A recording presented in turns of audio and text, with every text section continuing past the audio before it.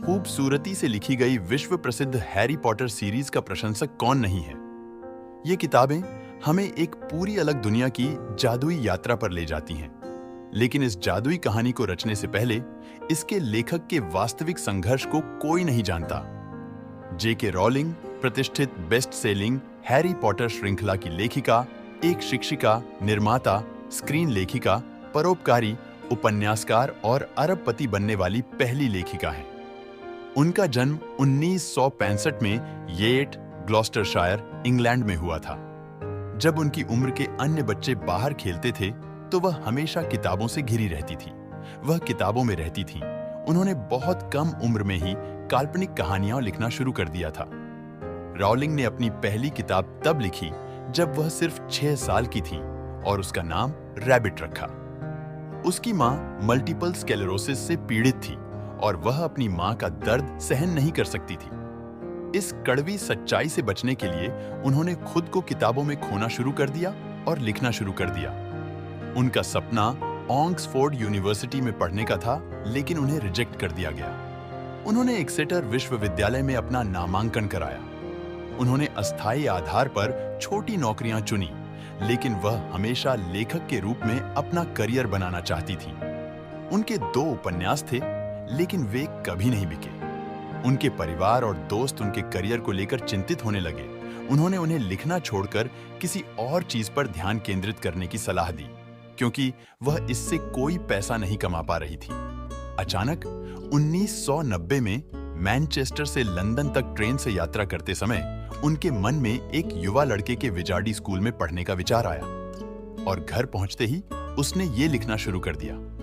उन्होंने किताब के पहले 3 अध्याय लिखे, लेकिन इससे पहले कि वह अपनी किताब का 4था अध्याय पूरा कर पाती, उन्हें अपने जीवन का सबसे बड़ा झटका लगा। उनकी मां का निधन हो गया। लेखिका ने 25 वर्ष की उम्र में अपनी मां को खो दिया और इस घटना ने उन्हें बुरी तरह तोड़ दिया। 1992 में अपने दुख से दूर भागने के लिए उन्होंने देश छोड़ दिया।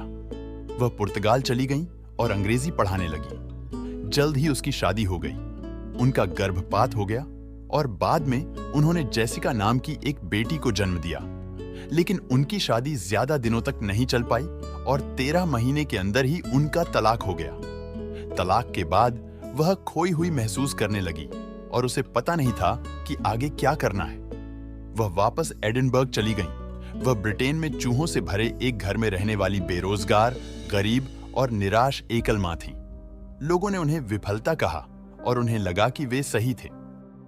रॉलिंग सरकार की तरफ से मिलने वाले लाभों पर निर्भर थीं। वह गहरे अवसाद में पड़ गई। वह जीने से डरने लगी और आत्महत्या करने पर विचार करने लगी। लेकिन अपनी बेटी की चिंता ने उन्हें इतना कठोर कदम उठाने की इजाजत नहीं दी। उन्होंने अपने अवसाद के लिए चिकित्सा सहायता ली और अपनी सारी ऊर्जा अपनी उत्कृष्ट कृति लिखने में लगाने का निर्णय लिया। वह अपना अधिकांश समय एक कैफे में हैरी पॉटर लिखने में बिताने लगी और उसकी बेटी उसकी मेज के बगल में एक गाड़ी में सो रही थी। उन्होंने अपनी कहानी के प्रत्येक पात्र को अपने व्यक्तित्व का एक हिस्सा दिया और श्रृंखला के सबसे प्रशंसित पात्रों में से एक, हरमाइन ग्रेंजर, पूरी तरह से अपने स्वयं के युवा जीवन से प्रेरित थी। गरीब होने के कारण रॉलिंग कंप्यूटर खरीदने में असमर्थ थी, इसलिए उन्होंने प्रकाशकों को भेजने के लिए अपने पुराने टाइपराइटर पर स्वयं ही 90,000 शब्दों का पूरा उपन्यास टाइप किया। उन्होंने अपनी पांडुलिपि 12 प्रकाशकों को भेजी, लेकिन उनमें से प्रत्येक ने उनकी स्क्रिप्ट को अस्वीकार कर दिया। उनका अपने लेखन पर से भरोसा उठने लगा और उन्होंने अपनी बेटी का पेट भरने के लिए फिर से पढ़ाना शुरू कर दिया। 1 साल बाद उन्हें आश्चर्य हुआ। लंदन में ब्लूम्सबरी पब्लिशिंग हाउस ने उनकी किताब को दूसरा मौका दिया।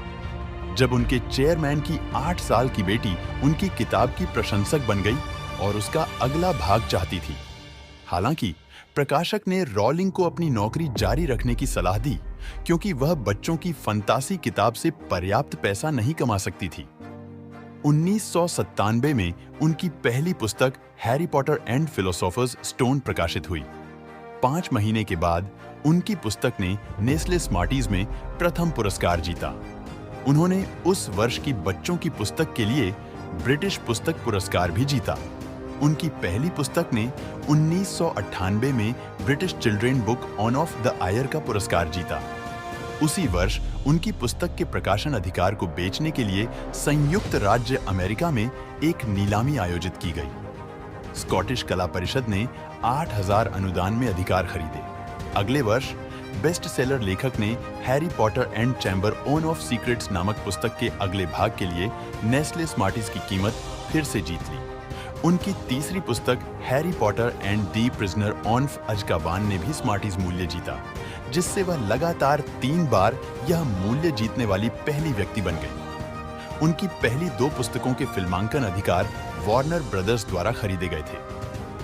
रॉलिंग ने फिल्मों की पटकथा और अभिनय की समीक्षा की। रॉलिंग ने यह सुनिश्चित किया कि फिल्म को किताब के करीब रखा जाए। जुलाई 1999 तक उन्होंने अपनी 3 पुस्तकों से $480 मिलियन कमाए। उन्होंने Harry Potter and chamber of secrets के लिए national children's book on of the year पुरस्कार जीता।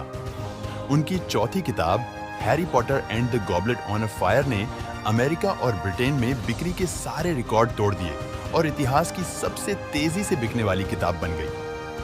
पहले दिन लगभग 3,72,775 प्रतियां बिकी। रॉलिंग को 2000 और 2006 में 2 बार ब्रिटिश पुस्तक पुरस्कारों में वर्ष का लेखक नामित किया गया था। 2001 में उनके पहले उपन्यास Harry Potter and the sorcerer's stone पर आधारित फिल्म रिलीज हुई और इसने बॉक्स ऑफिस के सारे रिकॉर्ड तोड़ दिए। जेके रॉलिंग के छठे उपन्यास ने फिर से रिकॉर्ड तोड़ दिए। केवल 24 घंटों में इसकी 90 लाख प्रतियां बिक गईं। उनके 7वें उपन्यास हाफ ब्लड प्रिंस ने ब्रिटिश पुस्तक पुरस्कार में वर्ष की पुस्तक का पुरस्कार जीता। उनकी 7वीं किताब 2007 में रिलीज हुई थी। यह इतिहास की सबसे तेजी से बिकने वाली किताब साबित हुई, जिसने हैरी पॉटर को $15 बिलियन का वैश्विक ब्रांड बना दिया। रिलीज के पहले दिन 11 लाख प्रतियां बिकी। श्रृंखला की 4 आखिरी किताबें इतिहास की सबसे तेजी से बिकने वाली किताबें बन गईं। पुस्तकों का 65 भाषाओं में अनुवाद किया गया है। 2004 में फोर्ब्स द्वारा उन्हें पहली अरबपति लेखिका और दूसरी सबसे अमीर महिला मनोरंजनकर्ता नामित किया गया था। वह दुनिया की 1062वीं सबसे अमीर व्यक्ति बन गई। 2010 में उनकी 7वीं किताब पर फिल्म रिलीज हुई और हैरी पॉटर श्रृंखला की पिछली फिल्मों की तरह यह फिर से एक ब्लॉकबस्टर हिट रही। हैरी पॉटर फिल्में आर्थिक रूप से इतिहास की सबसे सफल फिल्में हैं, जिन्होंने स्टार वॉर्स और जेम्स बॉन्ड जैसी सबसे सफल फिल्म श्रृंखलाओं को पीछे छोड़ दिया है। बड़ी संख्या में पात्रों वाली ऐसी किताबें लिखना आसान नहीं है। हर किरदार, चाहे छोटा हो या बड़ा, उसका अपना महत्व और अनोखा ध्यान देने योग्य चरित्र होता है। उन्होंने बच्चों के लिए एक रोमांचक जादुई दुनिया बनाई। केवल बच्चे ही नहीं, आज दुनिया भर में हर आयु वर्ग के लोग हैरी पॉटर की किताबों, थीम पार्क और फिल्मों के दीवाने हैं।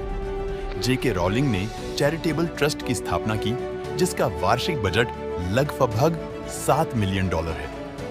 वह गरीबों को उनके सपने साकार करने में मदद करने के लिए अपनी आय का एक बड़ा हिस्सा दान कर देती है।